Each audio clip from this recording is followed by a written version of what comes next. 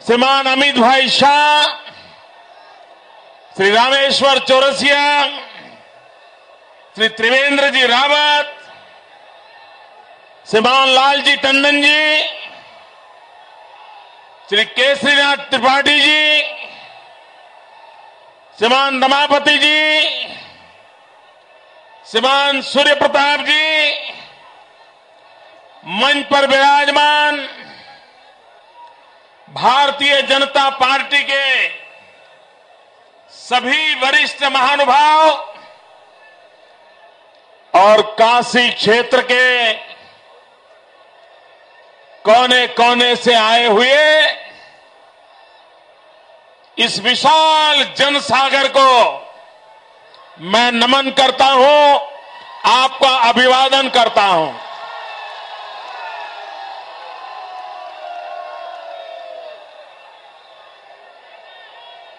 मैं सोमनाथ की धरती से आया हूं और बाबा विश्वनाथ के आशीर्वाद लेने आया हूं।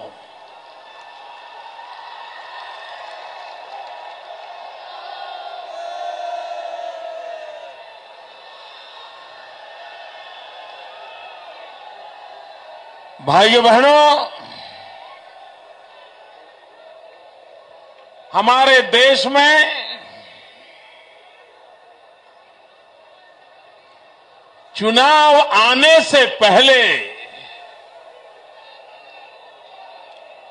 चुनाव का ऐसा माहौल बना हो, ये शायद हिंदुस्तान के लोकतांत्रिक जीवन की ये पहली घटना है।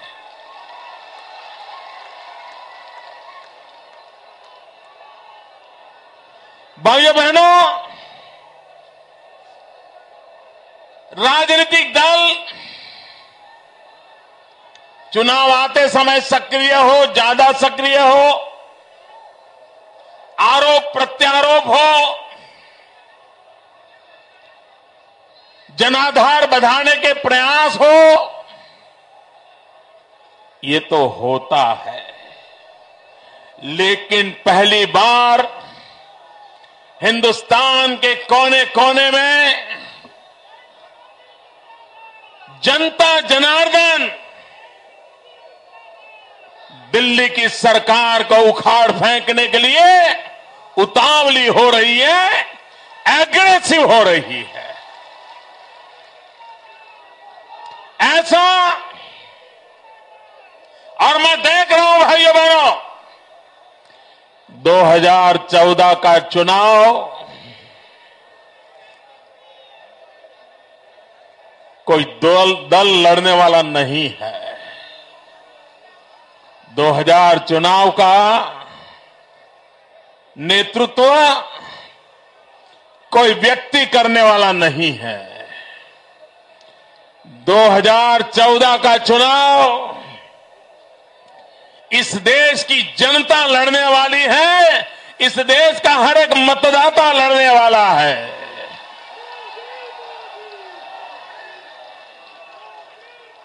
भाइयों बहनों,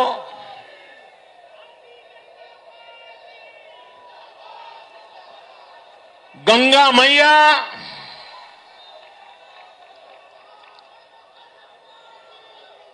जब जब हिंदुस्तान की चर्चा होगी, भूतकाल में जब जब हिंदुस्तान की चर्चा हुई है, गंगा मैया की चर्चा के बिना हिंदुस्तान की चर्चा अधूरी होती है। भाइयों बहनों, औरों के लिए गंगा एक नदी हो सकती है, हमारे लिए गंगा सिर्फ नदी नहीं, ये हमारी मां है, मां।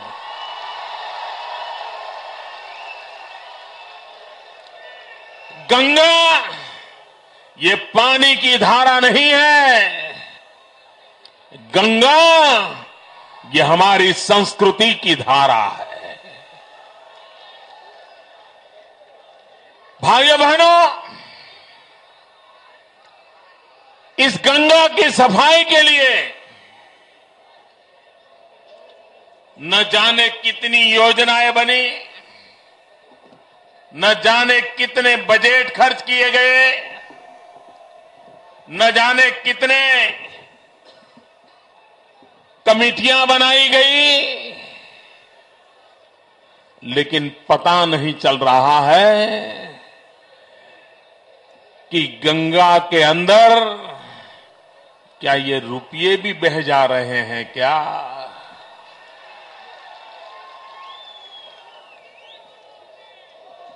भाइयों बहनों, गंगा का शुद्धिकरण छोड़िए, कम से कम इस धन से, इन योजनाओं से उसमें जो निरंतर गिरावट आ रही है उसको तो रोक पाते। लेकिन भाइयों बहनों, ये नहीं हुआ। यूपीए सरकार ने बड़े उत्साह उमंग के साथ गंगा शुद्धिकरण के लिए एक योजना बनाई, बहुत प्रचार किया,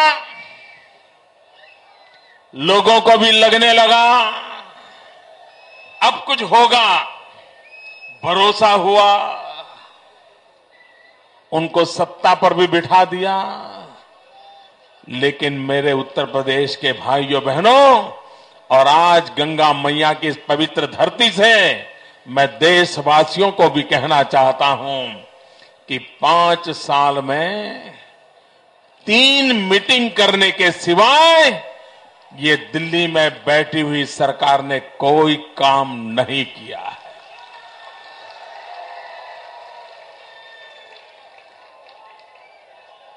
मैं दिल्ली की सरकार को आग्रह करता हूं, प्रधानमंत्री जी को आग्रह करता हूं, जरा देश के सामने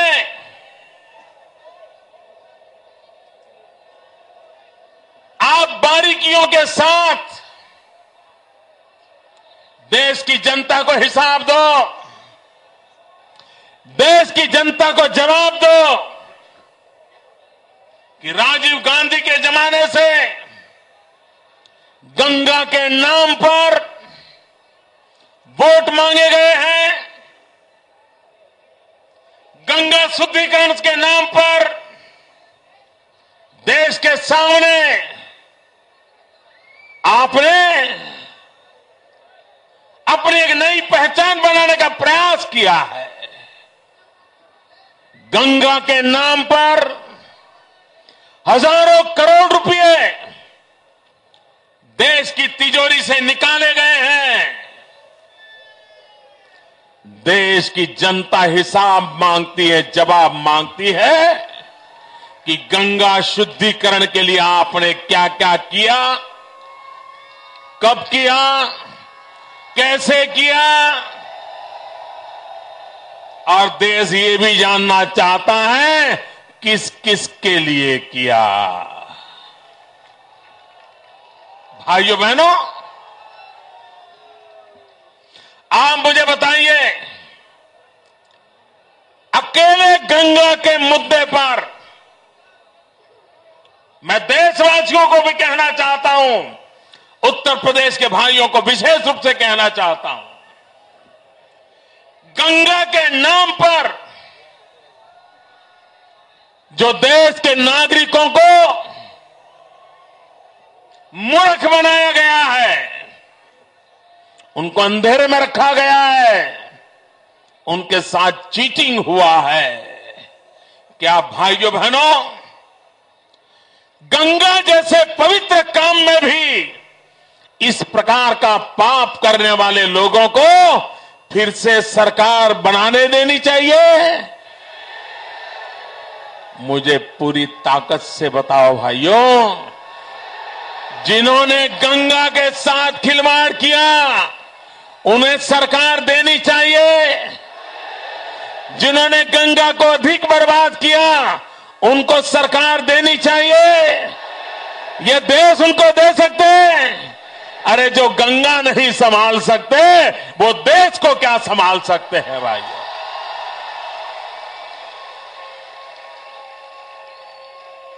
भाइयों बहनों, आप ये गलती मत करना कि गंगा अशुद्ध होने का कारण सिर्फ उत्तर प्रदेश में से जहां से गंगा बह रही है वो इलाका है।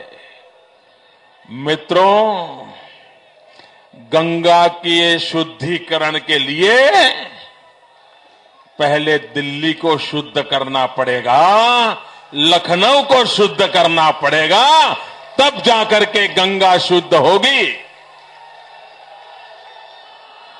इन लोगों के रहते हुए, इन लोगों के बैठते हुए गंगा के शुद्धिकरण की कोई संभावना नहीं है। आजकल लोग मुझे सवाल पूछते हैं, विशेषकर से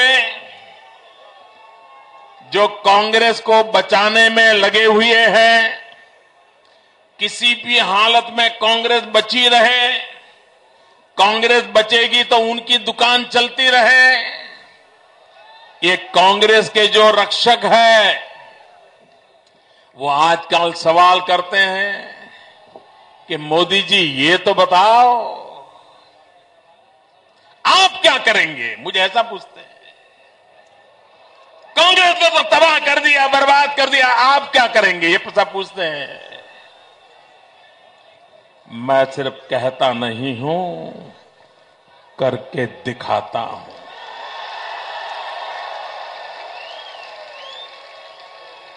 और जिनके मन में ये सवाल है, जो मुझे पूछ रहे हैं कि आप क्या कर सकते हो, उनसे मेरी प्रार्थना है, एक दिन निकालिए, एक दिन गुजरात आइए,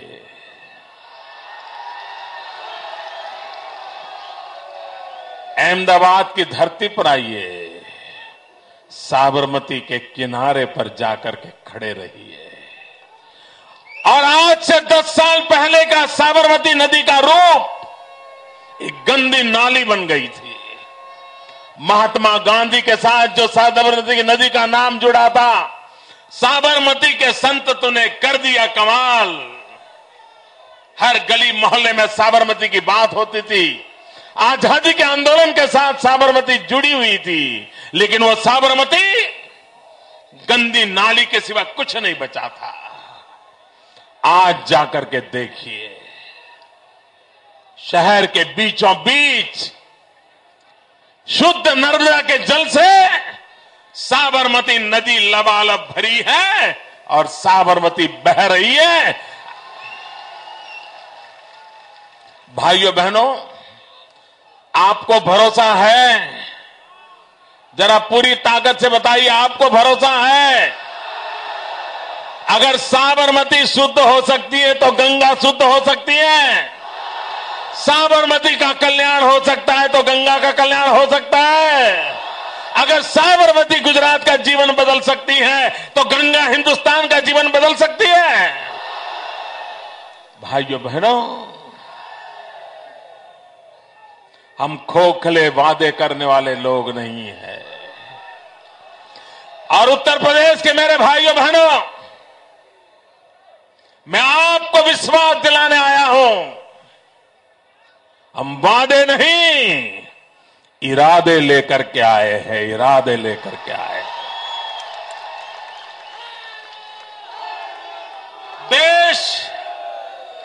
देश वादों से उब चुका है। देश ने बातें बहुत सुनी हैं, उपदेश भी बहुत सुने हैं। अब तो देश को धरती पर सच्चाई उतारने का इरादा है। और इसलिए मैं आज कहने आया हूं, हम वादे नहीं, इरादे लेकर के आए हैं और इरादे पूरा करने की क्षमता रखते हैं। भाइयों बहनों, कुछ लोग सोचते हैं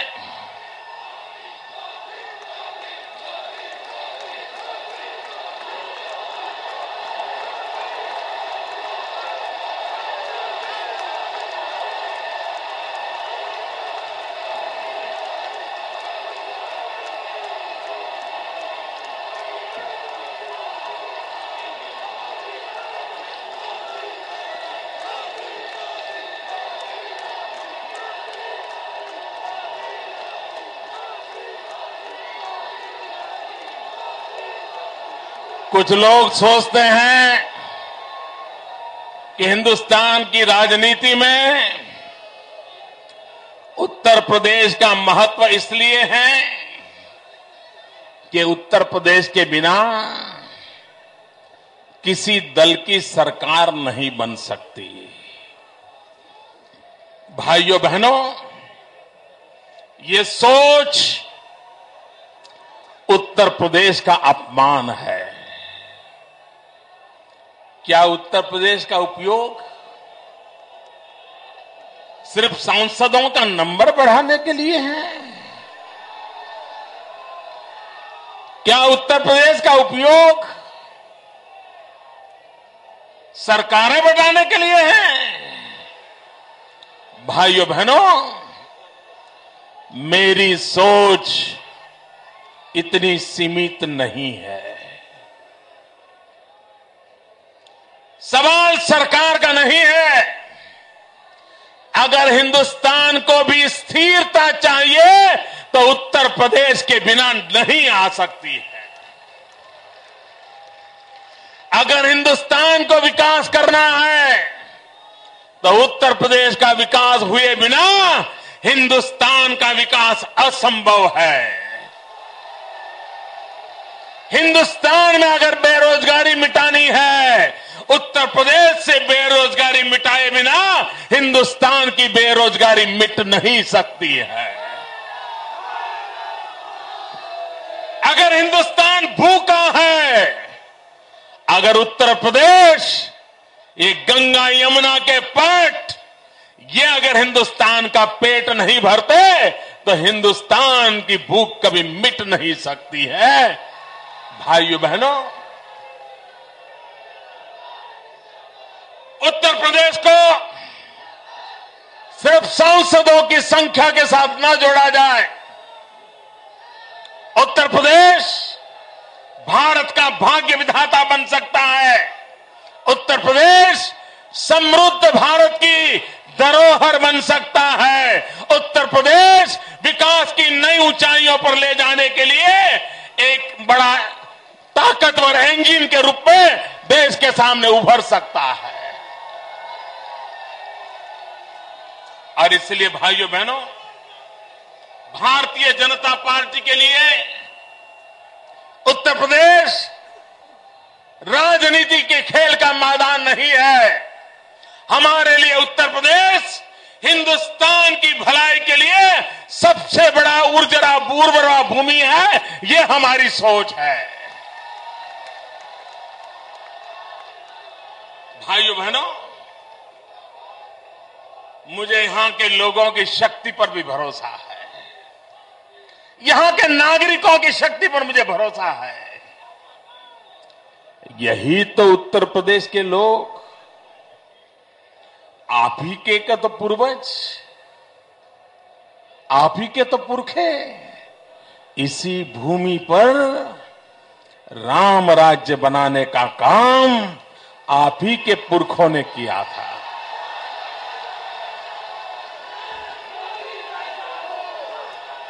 अगर जनता ठीक न होती,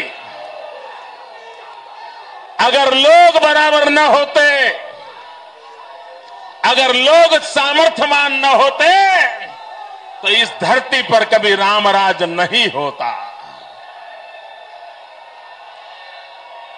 भाइयों बहनों, राम राज्य बनने के लिए जिस प्रकार की जन सामान्य की शक्ति चाहिए, जन सामान्य के संस्कार चाहिए, जन सामान्य की परंपरा चाहिए, ये सब कुछ उत्तर प्रदेश के हर जन जन में है। आप उस विरासत के धनी हो, फिर भी मुसीबत क्यों है? मुसीबत इसलिए है कि आपने सही सरकारें चुनी नहीं है। आपको सही नेता मिले नहीं हैं। जिस दिन आप सही सरकार चुनोगे, जिस दिन आप सही नेता चुनेगे, तो ये जनता की शक्ति ये राष्ट्र को नई ऊंचाइयों पर ले जाने का एक बहुत बड़ा कारण बन सकती है और मुझे पूरा भरोसा है भाई।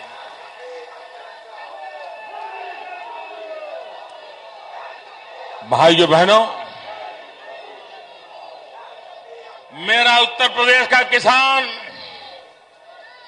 अकेला उत्तर प्रदेश का किसान अगर एक बार ठान ले,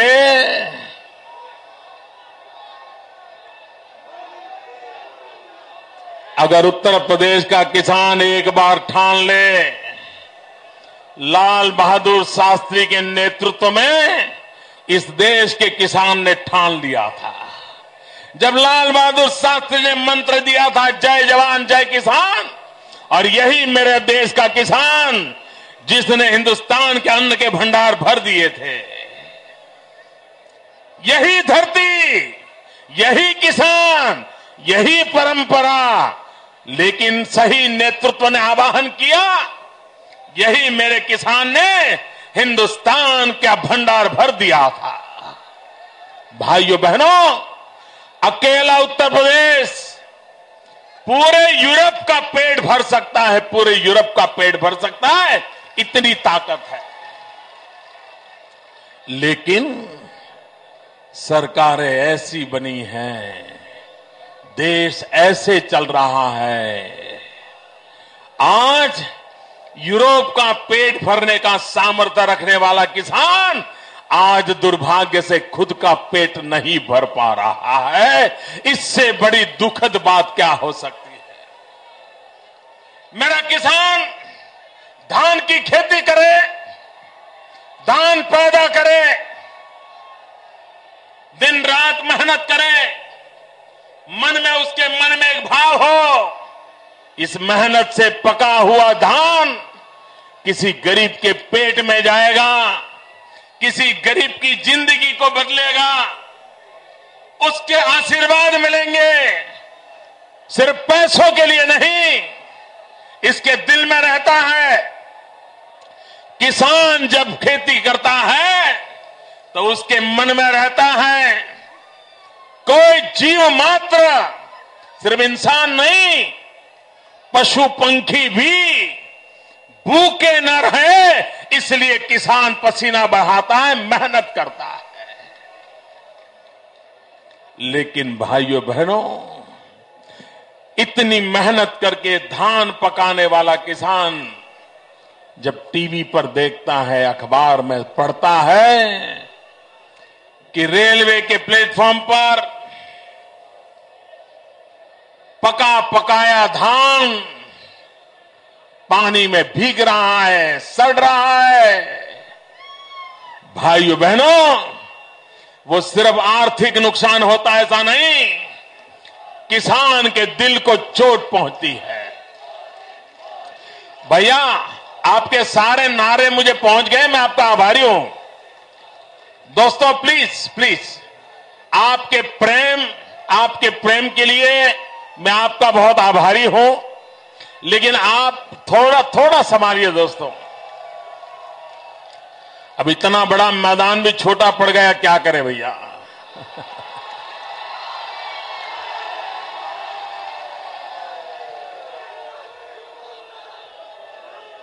भाइयों बहनों, किसान जब धान पैदा करता है, उसको संतोष उसके जेब भरने से नहीं होता है, उसके जेब में कितने रुपए आए इससे किसान को संतोष नहीं होता है। उसको तो संतोष तब होता है कि इसने कड़ी मेहनत करके जो धान पैदा किया है, वो धान गरीब के काम आया कि नहीं आया, तब जाकर के उसको संतोष होता है।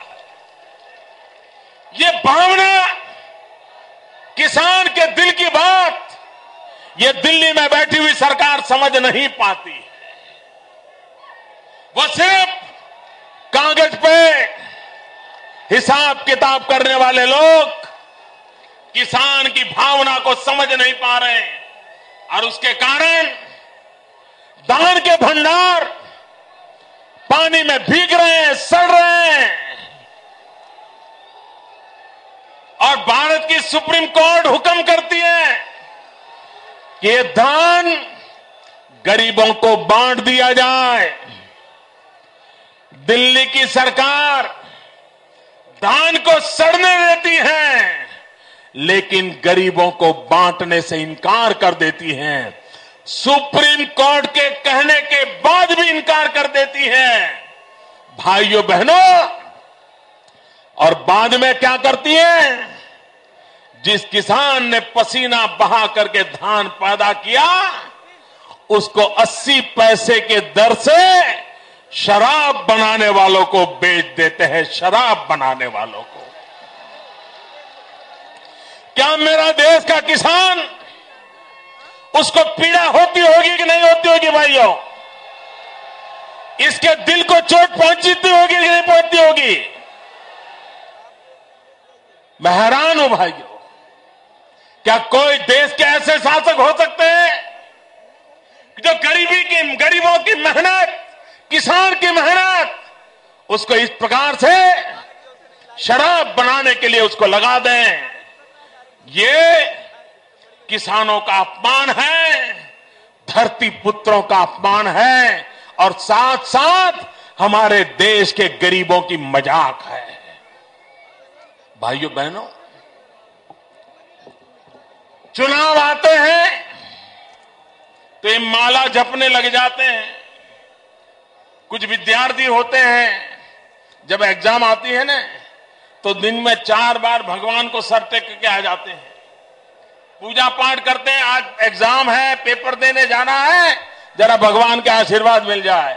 माला जपते रहते हैं, भगवान का नाम लेते रहते हैं। एग्जामिनेशन के हॉल पर बैठते हैं, वहां भी अपनी बेंच पर 10 बार भगवान का स्मरण करते हैं, और उसके बाद पेपर खोलते हैं। ऐसे स्टूडेंट रहते हैं। ये कांग्रेस पार्टी भी जब चुनाव आता है तो माला फेरने लग जाती है। गरीब गरीब गरीब गरीब गरीब गरीब गरीब गरीब गरीब गरीब गरीब गरीब गरीब, और मन में सोचती है एक बार इनके आशीर्वाद मिल जाए, नैया पार हो जाएगी। भाइयों बहनों, इनके दिल में गरीबों के प्रति थोड़ा सा भी प्रेम होता, आदर होता, सीने में थोड़ा दर्द होता, तो आजादी के इतने सालों के बाद एक ही परिवार के पास 45 साल तक सरकार रहने के बाद हिंदुस्तान के गरीब की यह हालत न रहती। अगर गरीबी का कोई एक दोषी है तो एक परिवार दोषित है। भाइयों, एक परिवार ने देश को, गरीबों को तबाह करके रखा हुआ है। भाइयों बहनों, और ये उनकी मानसिकता में झलकता है। भाइयों बहनों, हमें गरीबी क्या होती है वो देखने के लिए जाना नहीं पड़ता है, क्योंकि हमने बचपन गरीबी में बिताया है।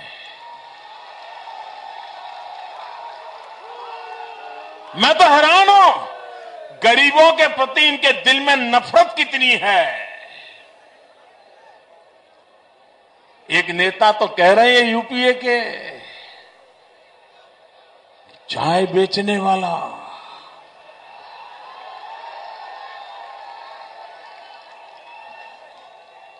भैया बहनों मुझे बताइए, चाय बेच करके, मेहनत करके गुजारा करना गुनाह है क्या? पाप है क्या? ईमानदारी से मेहनत करके खड़े होना ये कलंक है क्या?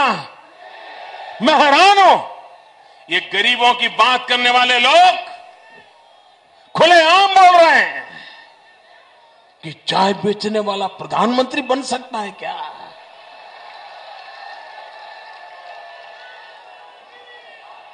अगर देश की जनता आशीर्वाद दे तो खेत में मजदूरी करने वाला भी प्रधानमंत्री बन सकता है। फुटपाथ पर बैठ करके जूतों की पॉलिश करने वाला भी प्रधानमंत्री बन सकता है। लेकिन भाइयों बहनों, मैं आपको मेरे संस्कारों के आधार पर कहना चाहता हूं, हमें चाय बेचना मंजूर है, हमें देश बेचना मंजूर नहीं है।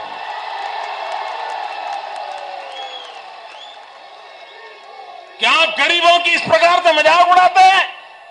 आप गरीबी की इस प्रकार से मजाक उड़ाते हैं? और उनके नेता तो पता नहीं क्या क्या बोलते हैं। वो तो कहते हैं गरीबी बरीबी कुछ नहीं होता है, ये तो सिर्फ स्टेट ऑफ माइंड होता है।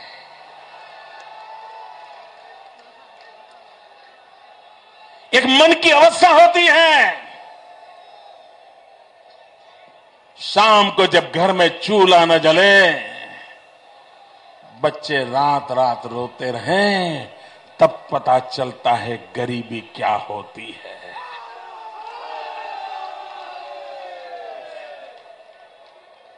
उन्हें क्या मालूम गरीबी क्या होती है। छोटे छोटे बच्चे मां बाप का पेट भरने के लिए मेहनत करते हैं, लेकिन ये गरीबों की मजाक उड़ा रहे हैं। भाइयों बहनों, ये जो अहंकार है और जो लोग गरीबों को अपनी जेब में मानते हैं, तब तक गरीबों का भला होने वाला नहीं है। और इसलिए मैं गरीबों से खास कहना चाहता हूं, जिन्होंने आज तक आपको शोषण किया है, उन सबको उखाड़ करके फेंक देने की सबसे पहला काम हमें करना पड़ेगा।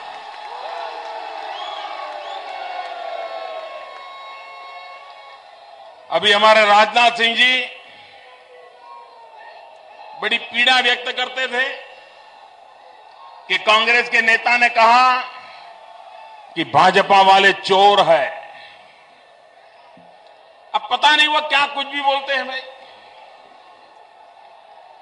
जो बोलते हैं उसको अगर इकट्ठा करके कहीं पर छाप दिया जाए तो हम हैरान हो जाएंगे कि इनके ये संस्कार है क्या, ये इनकी भाषा है क्या। लेकिन कांग्रेस के नेताओं को मैं कहना चाहता हूं, आप कहते हैं ना हम चोर हैं, आपका आरोप हमें मंजूर है। हां, हम चोर हैं, हमने चोरी की है और हमने कांग्रेस की नींद चुराई है। नींद, कांग्रेस का चैन चुरा लिया है।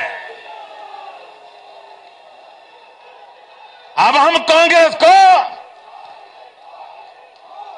आजादी के बाद देश को लूटने वालों को हम चैन से बैठने नहीं देंगे। ये फैसला करके हम मैदान में आए हैं।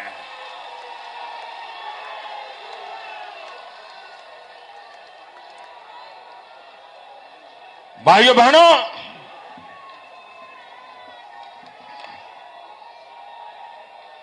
मैं आपसे पूछना चाहता हूं, आप मुझे जवाब देंगे? जरा यहां बड़ी आयु के लोग हैं, वो बताएं, आप जिन मुसीबतों से गुजारा करते हैं, क्या आप अपने बच्चों को ऐसा हिंदुस्तान देना चाहते हैं? आपके बच्चों को गरीबी में जीने के लिए मजबूर करना चाहते हैं? आपके बच्चों को बेरोजगार रहने के लिए मजबूर करना चाहते हैं? आपके बच्चों को गांव गरीब छोड़ करके शहरों की झुग्गी झोपड़ी में जीने के लिए मजबूर करना चाहते हो? भाइयों बहनों, बेरोजगारी, मुझे यहां से 2 दिन पहले किसी मुस्लिम सज्जन ने चिट्ठी भेजी है। उन्होंने मुझे चिट्ठी लिखी है। उन्होंने कहा कि मोदी जी, आप बनारस आ रहे हैं, लेकिन हमारी एक मुसीबत का जिक्र कर दीजिए। उन्होंने कहा कि मैं मुस्लिम बस्ती में रहता हूं और हमारे यहां छोटे मोटे पावरलूम के साड़ी के कारखाने लगे हुए हैं। बोले रात रात चलते हैं, नींद नहीं आती है, परेशानी है, उसका कोई रास्ता निकालिए। उसने बेचारे ने अपनी वेदना प्रकट की है। भाइयों बहनों, आप मुझे कहिए, एक बनारस की साड़ी,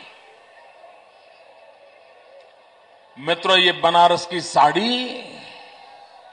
सिर्फ महिलाओं की इज्जत को बचाने के लिए है, इतना ही नहीं, हिंदुस्तान की आर्थिक लाज बचाने की ताकत भी बनारस की साड़ी में है।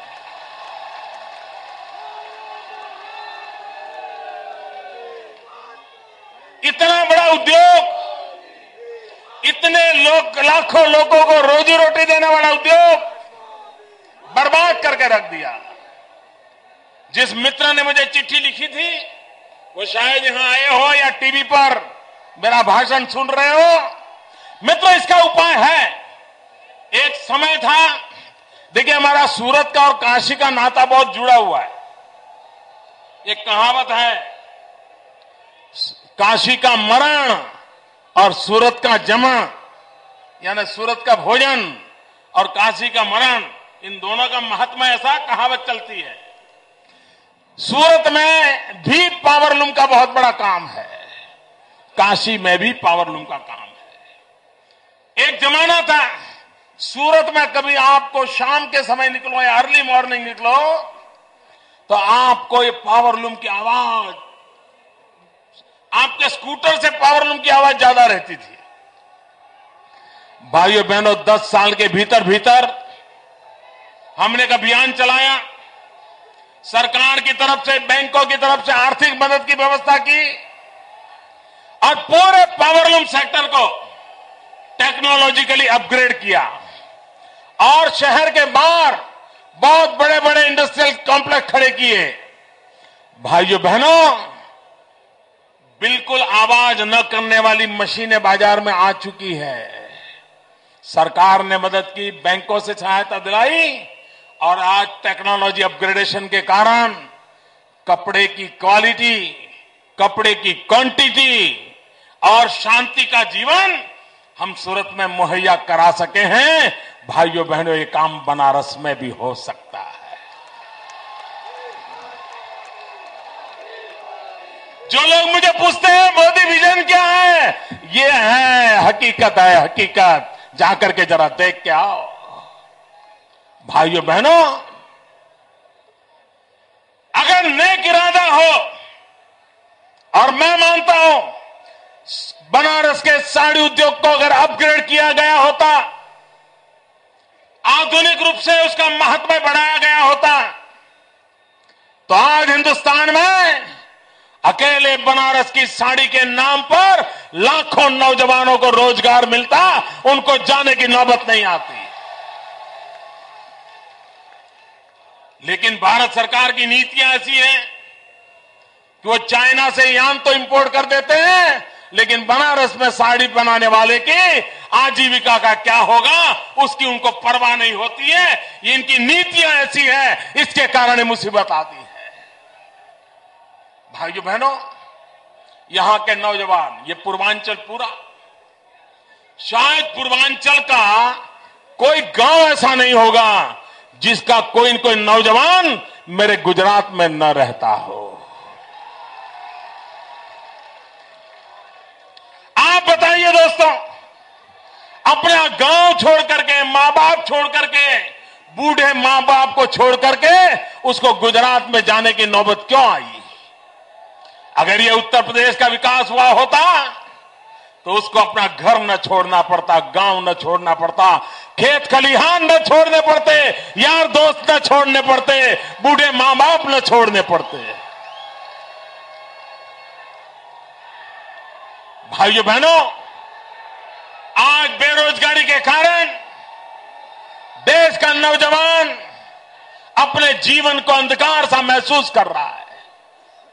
वो परेशान है, जाए तो जाए कहां, किसका हाथ पकड़े, कौन बचाए?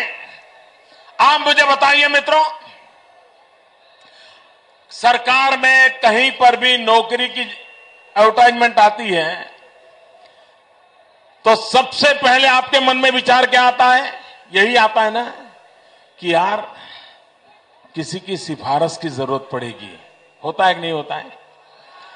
नौकरी के लिए सबसे पहले आप सिफारिश खोजते हो कि नहीं खोजते हो? जरा जवाब दो दोस्तों। बिना सिफारिश को नौकरी मिलने की कोई गारंटी है? बिना खर्चा किए नौकरी मिलने की गारंटी है? ये बेईमानी का धंधा चल रहा है कि नहीं चल रहा है? इसका कोई उपाय हो सकता है कि नहीं हो सकता है? मेरे पास उपाय है।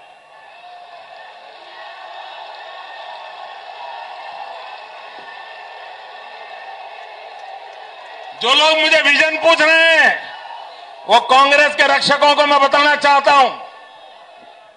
मित्रों, एक बार हमें गुजरात में 13,000 टीचरों को रिक्रूट करना था। अब टीचर को रिक्रूट करना हो तो 1 लाख 2 लाख एप्लीकेशन आना तो बहुत सामान्य हो जाएगा। हमने क्या किया? हमने एडवर्टाइजमेंट दिया और सबका ऑनलाइन रजिस्ट्रेशन करवाया और कंप्यूटर को पूछा, इसमें सबसे अच्छे मार्क्स वाले लड़के कौन है, ढूंढ के निकालो। कंप्यूटर ने पहले 13,000 नाम निकाल दिए। हमने उनको इंटरव्यू नहीं लिया, बुलाया नहीं, कुछ नहीं, ऑर्डर दे दिया। गरीब विधवा मां के घर बेटे का पास ऑर्डर आ गया, नौकरी लग गई। सिफारिश होती है कहां? इंटरव्यू में। भाइयों बहनों, मेरिट के आधार पर अगर निर्णय हो और ये इंटरव्यू का झमेला खत्म कर दिया जाए तो ये भ्रष्टाचार, ये सिफारिश, ये सारा खेल बंद हो जाएगा और जो हकदार है उसको काम मिल जाएगा। मैंने गुजरात में पायलट प्रोजेक्ट करके देखा है, हमें सफलता मिली है। कोई उस पर उंगली नहीं उठाता है, कहता है हां भाई ये रास्ता है। और मैं मानता हूं हर कोई नौजवान कितना ही पढ़ा लिखा क्यों ना हो, सर्टिफिकेट के भरोसे वो जी नहीं सकता, वो सिफारिश खोजता रहता है, सिफारिश खोजता रहता है। भाइयों बहनों, मेरे नौजवानों को डिग्निटी चाहिए, हाथ फैलाकर जिंदगी से उनको मुक्ति चाहिए।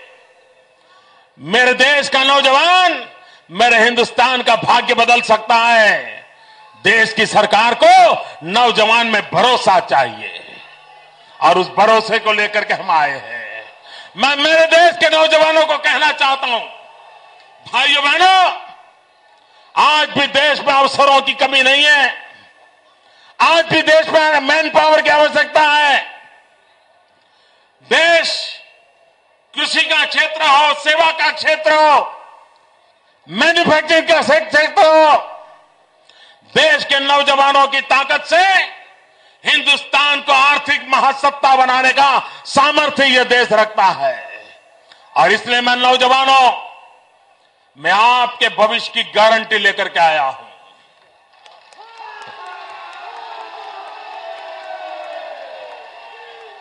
और अगर हिंदुस्तान के नौजवान का भविष्य की कोई गारंटी नहीं तो हिंदुस्तान के भविष्य की कोई गारंटी नहीं है। भारत का भाग्य भारत के नौजवान के हाथ में है। उन नौजवान को अवसर चाहिए और भारतीय जनता पार्टी नौजवान को अवसर देने का संकल्प लेकर के आई है। भाइयों बहनों, लोग कांग्रेस की सरकारों को हटाने में लगे हैं और भाजपा की सरकारों को दोबारा बिठाने में लगे हुए हैं। ये इसका सबूत है कि हमने जनता की कसौटी पर हम खरे उतरे हैं। भाइयों बहनों, मैं उत्तर प्रदेश के भिन्न भिन्न क्षेत्रों में जा रहा हूं। मैं जो जन सैलाब देख रहा हूं, इससे मैं विश्वास से कहता हूं, भाइयों बहनों, देश को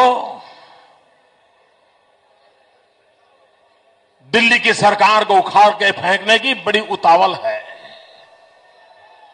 देश की जनता अब एक पल भी दिल्ली की सरकार को सहने के लिए तैयार नहीं है।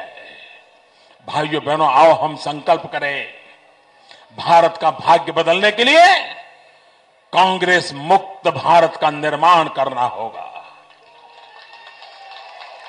कांग्रेस मुक्त भारत का निर्माण ही गरीबी से मुक्त भारत की गारंटी है। कांग्रेस मुक्त भारत का निर्माण ही बेरोजगारी से मुक्त भारत की गारंटी है।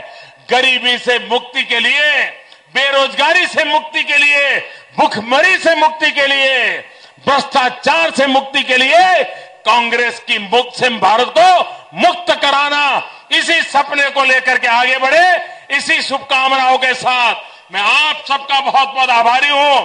दो मुट्ठी बंद करके मेरे साथ बोलिए, पूरी ताकत से बोलेंगे, भारत माता की। आवाज आवाज दिल्ली तक पहुंचनी चाहिए दोस्तों। भारत माता की, भारत माता की, भारत माता की। वंदे वंदे वंदे वंदे वंदे वंदे वंदे वंदे वंदे वंदे वंदे वंदे वंदे वंदे वंदे वंदे वंदे।